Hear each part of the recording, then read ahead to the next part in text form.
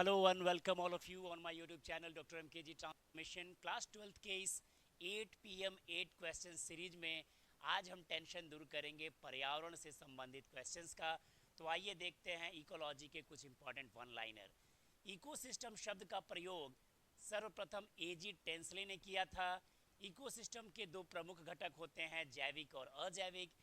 जहां जैविक घटक के अंतर्गत प्रोड्यूसर, कंज्यूमर और डिकम्पोजर्स आते हैं, वहीं अजैविक घटक के अंतर्गत तापमान, सूर्य का प्रकाश, जल इत्यादि आते हैं। में ऊर्जा का प्रवाह हमेशा एक दिशीय होता है, यूनिडायरेक्शनल होता है और प्रत्येक पोषी स्तर पर ऊर्जा का केवल 10% ट्रांसफर होता है।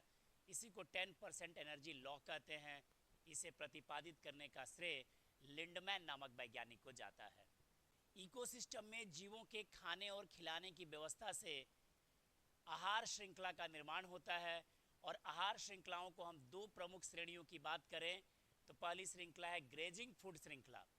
इस श्रृंखला में ये पूरी शुरुआत जो है वो प्रोड्यूसर या उत्पादक से होती है, जबकि डेट्राइटस फूड श्रृंखला में इस पूरी श्रृंखला की जो शुरुआत होती है वो मृत या कार्बनिक पदार्थों से होती है। तो ये एक बेहद इंपॉर्टेंट वन लाइनर हो सकता है। अब हम देखते हैं इकोलॉजिकल पिरामिड के बारे में। तीन इंपॉर्टेंट लाइन जो आप याद रखना चाहेंगे। इकोलॉजिकल पिरामिड को परिभाषित करने में एल्टन ने अपनी प्रमुख भूमिका निभाई थी। इकोलॉजिकल पिरामिड में सबसे इंपॉर्टेंट क्वेश्चन यही होगा कि ऊर्जा का पिरामिड हमेशा और हमेशा सीधा होता है। एक पॉइंट और याद रखेंगे कि जैव मात्रा का अगर पिरामिड हो, बायोमास का पिरामिड हो, तो वो जलीय पारितंत्र में उल्टा होता है, पर ऊर्जा का पिरामिड हमेशा सीधा होता है। अगली स्लाइड में हम देखते हैं आहार श्रृंखला और आहार जाल में अंतर। तो हम बड़ी आसानी से प्राप्त कर सकते हैं सूचना कि जीवों के बीच में ऊर्जा के ट्रांसफर की सीधी श्रृंखला है। अनेक खाद्य श्रृंखलाएं मिलकर आहार जाल का निर्माण करती हैं। ये जहां सरल और रैखिक सीधा है, जबकि ये जटिल और बहुआयामी है। तो ये डिफरेंसेस इंपॉर्टेंट क्वेश्चन हो सकता है।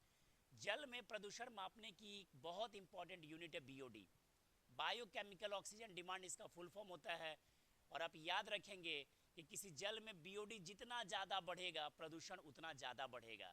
यानी जितना ज़्यादा बीओडी उतना पॉल्यूशन, जितना कम बीओडी उतना कम पॉल्यूशन। डीडीटी और मरकरी जैव आवर्धन कीजिएगा। और ये जो मरकरी है, इससे मिनीमाता बीमारी का गंभीर संकट हुआ था। ये एग्जाम में क्वेश्चन में आता है, इसको आप जरूर समझ के जाएंगे। अगले स्लाइड में हम बात करते हैं, अगर हमें कचरा प्रबंधन करना है तो हमें 3R पे विश्वास करना होगा।